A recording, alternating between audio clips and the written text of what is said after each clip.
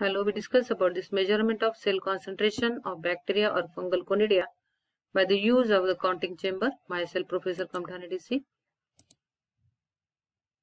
In this, hemocytometer is used for counting the cells in liquid suspension. This is having a counting chamber 0.1 millimeter deep, so that a volume of liquid over a 1 square millimeter is 0.1 cubic millimeter. This counting chamber having total 9 squares, as in the figure 1, 2, 3, 4, 5, 6, 7, 8, 9. These 9 squares are also shown in this figure 1, 2, 3, 4, 5, 6, 7, 8, 9. These are the 9 squares present in this counting chamber. But when we see under microscope, only one square it is observed, and the magnification of microscope, that is 100x, that is 10 from this objective lens and 10 from this eyepiece lens. This 1 millimeter square, this is 1 millimeter square, middle square it is there, and it is divided into 25 medium sized squares having the size 0.2 millimeter into 0.2 millimeter each. Again, this one square divided into 16 small squares,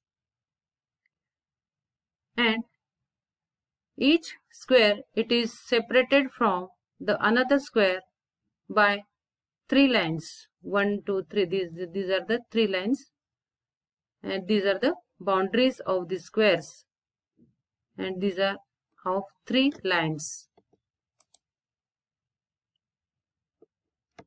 This total 400 squares are there, and the square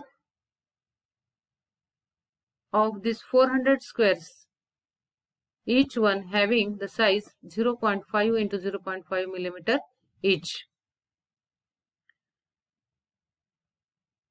This each large square has a volume of 1 into 1 into 0.1 millimeter, that is 1 by 10, 1 by 10 into 1 by 100 centimeter, equal to 1 by 10,000 centimeter cube, or 10 to the power of minus 4 centimeter cube.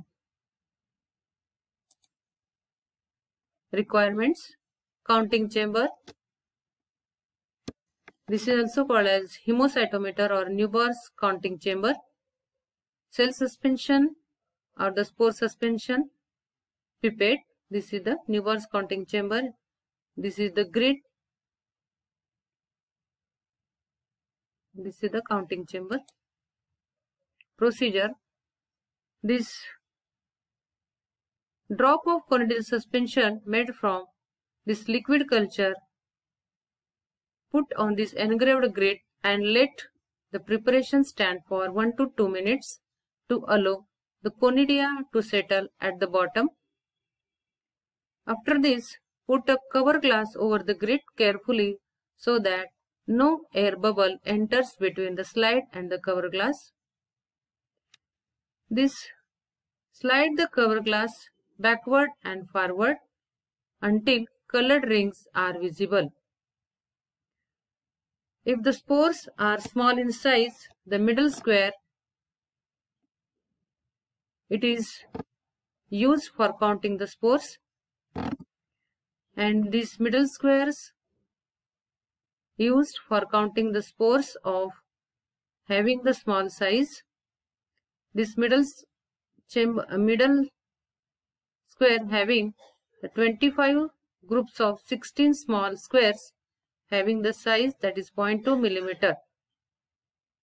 For larger squares, count the spores in A, B, C, D and E squares to give a total count of 200 to 250 spores. Calculations we have to see, and the spores are counted as spores per ml. If the spores are small, then middle square grid it is used for counting, and it is multiplied by 10 to the power of 4.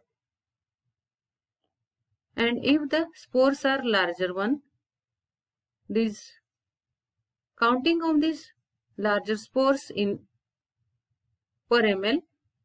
Average number of spores in one large square counted and multiplied by 10 to the power of minus 4, giving the spores per ml in centimeter cube. That is A plus B plus C plus D plus E squares divided by 5 into 10 to the power of minus 4 centimeter cube. Some precautions we have to take while performing this practical. The spores are counted on the top and left of this middle line of the perimeter, and do not count the spores touching the middle line at the bottom as well as to the right side. This precaution we have to take. Top and left spores are counted and the bottom and this right spores do not count.